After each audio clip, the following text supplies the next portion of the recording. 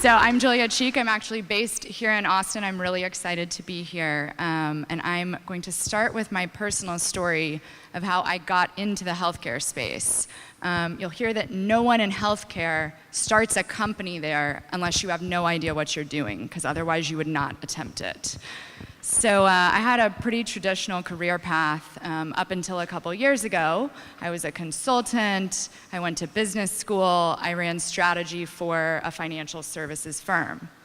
And it was during my time there that I started having a series of pretty serious, unexplainable, but rather vague health problems.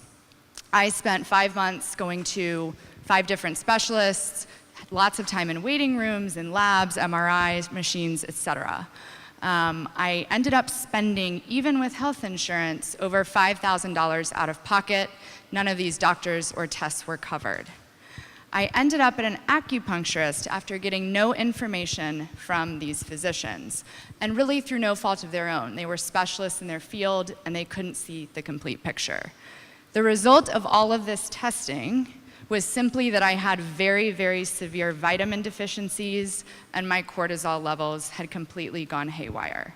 None of this was really necessary, although I felt terrible, and it was rather easy to fix.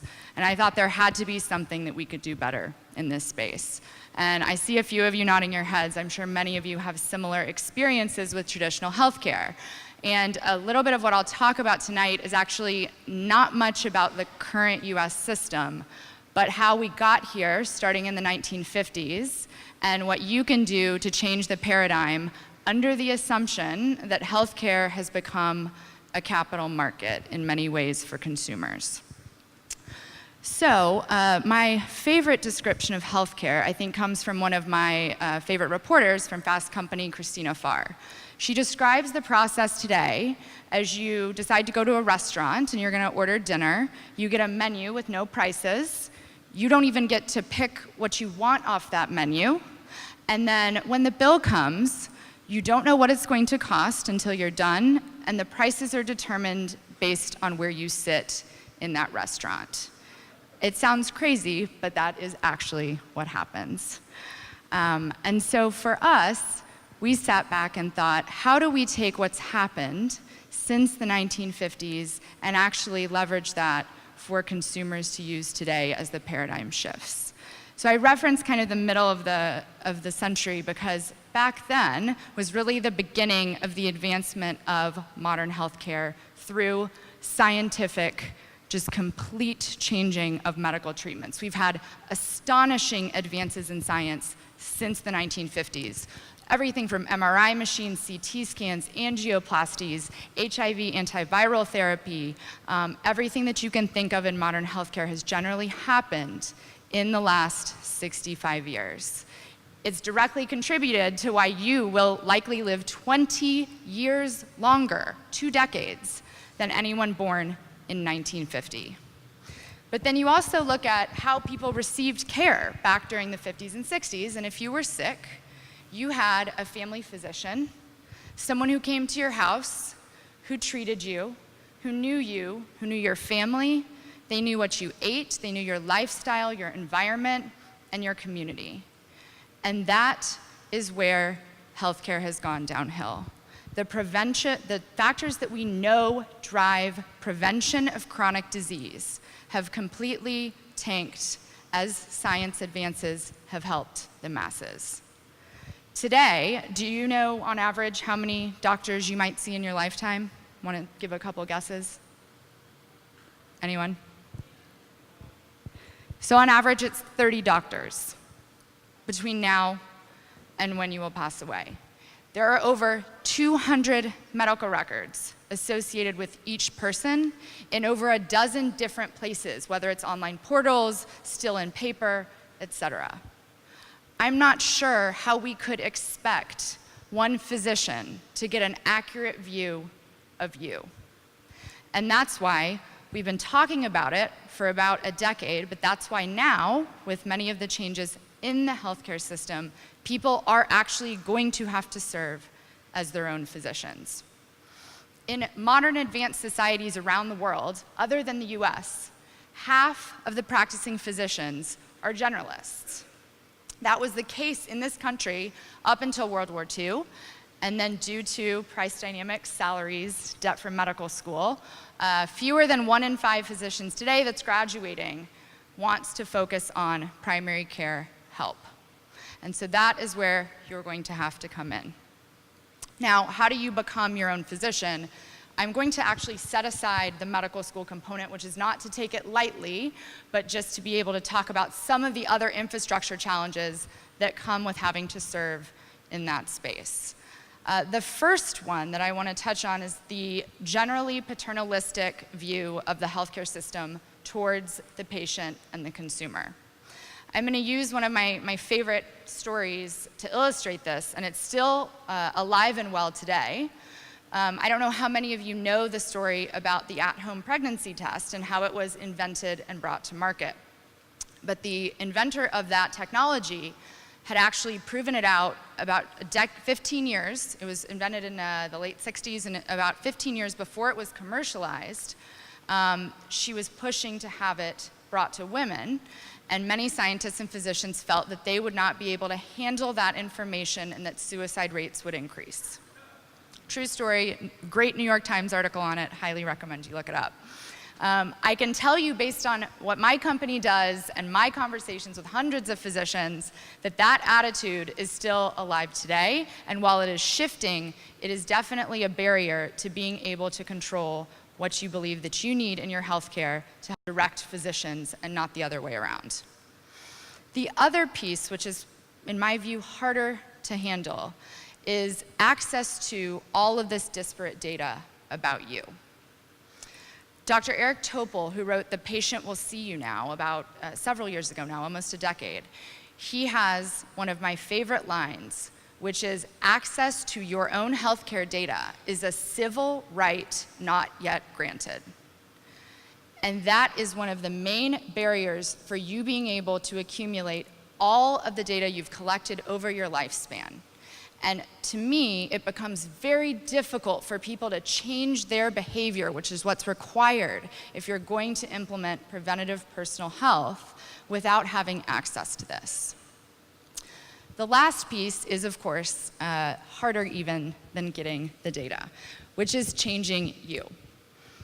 Many personal tracking apps, healthcare apps have failed because people simply don't want to put the habit changes in place.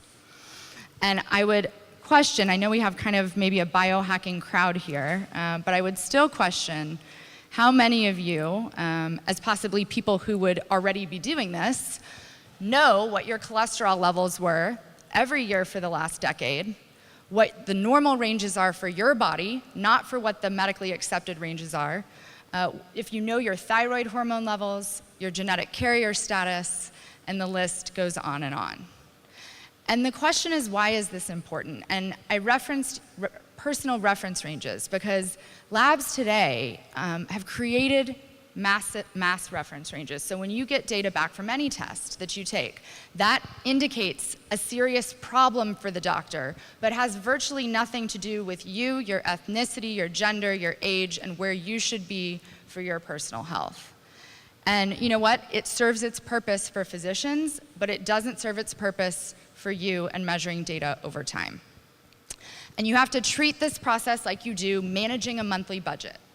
It's something where you've accepted that if you're going to make money and manage your household budget, the only person who's going to do that is you. No one's going to manage it for you or tell you what to do.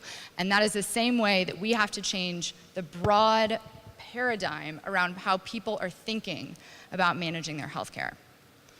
So, this whole concept, I'm not talking about something many of you haven't heard before that came out of Silicon Valley and other innovative hubs 10 to 12 years ago with personalized medicine and the rise of digital health.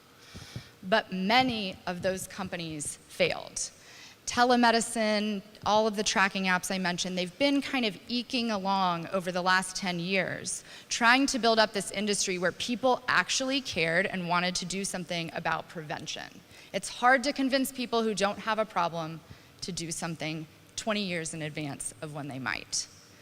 And what we've started to see in the last 5 years only, possibly I would even say the last 2, is that people are now starting to care. Tools that would have never worked before are working now.